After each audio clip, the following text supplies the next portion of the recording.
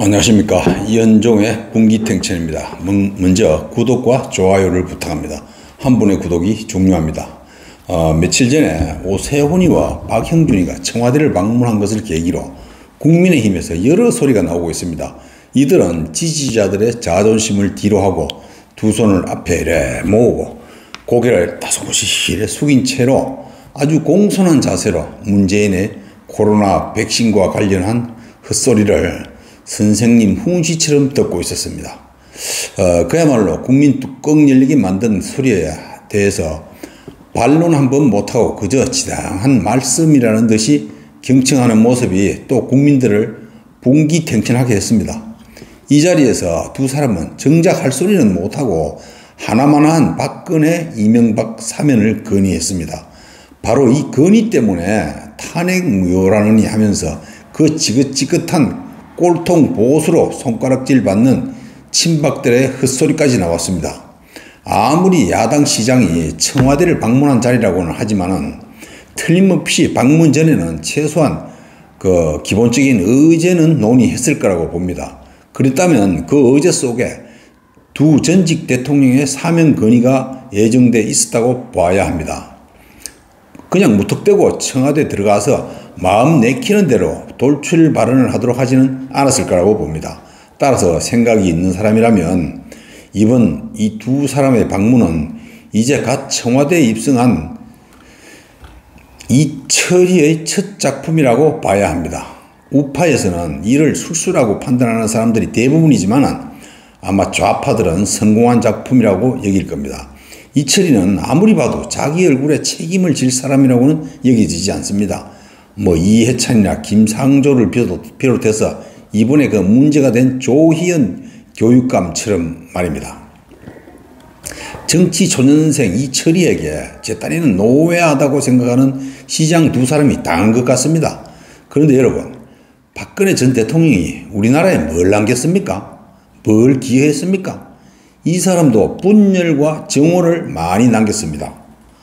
또 이유야 어디에 있든지 간에 자신의 철학 부재와 능력 부족으로 탄핵을 받아서 지금의 좌파 정권 탄생에 가장 큰 책임이 있습니다. 그 박근혜는 단지 박정희의 딸이라는 것을 제외하면 아무것도 내세울 게 없습니다. 공부를 잘한 것도 아니고 많이 한 것도 아니고 인생 경험이 많아서 판단력이 좋은 것도 아니고 정세 판단을 제대로 하는 것도 아니고 외교를 아는 것도 아니고 그야말로 할 줄 아는 것이 전혀 없는 그저 무능력 그 자체였습니다.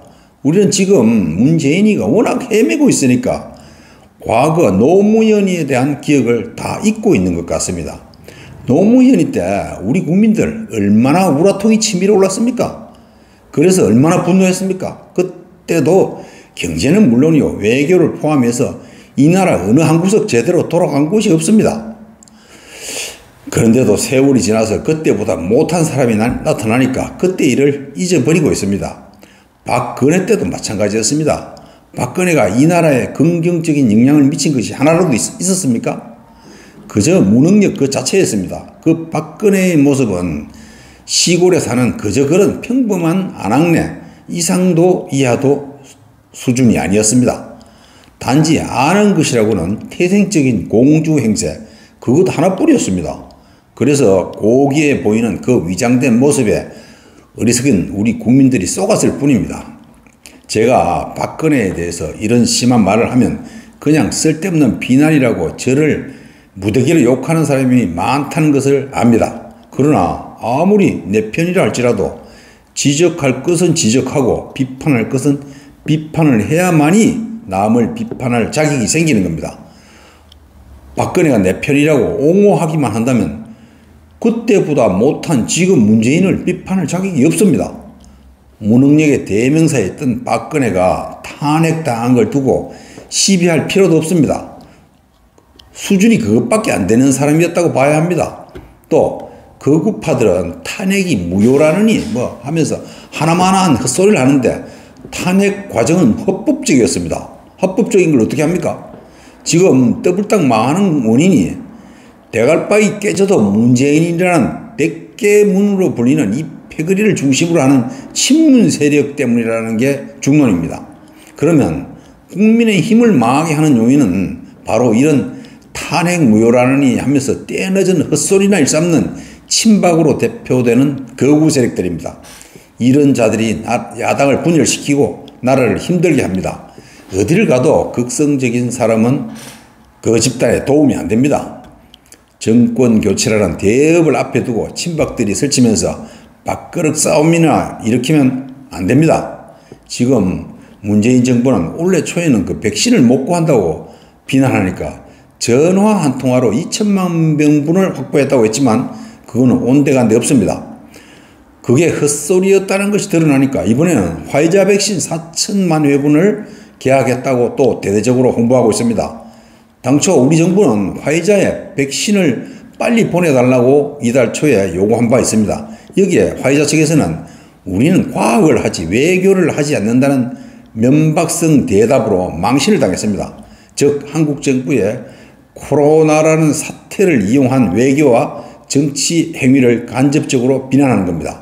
그런데 계약했다는 그 백신이 언제 들어올지 모릅니다. 7월부터 오는지 아니면 찔끔찔끔 오다가 마는지 알 수가 없습니다. 그걸 어떻게 계약이라고 할 수 있는지 모르겠습니다. 또 반입일자도 없는 그런 것을 계약이라고 할 수 있습니까? 그런 기한 없는 계약은 누구나 할 수 있다고 봅니다. 한마디로 계약은 했는지 안 했는지 확인할 수 없지만 이상한 계약인 것만은 분명합니다.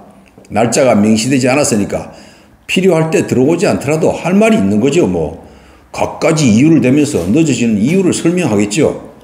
이렇게 이 정부는 모든 면에서 그야말로 헤매고 있습니다.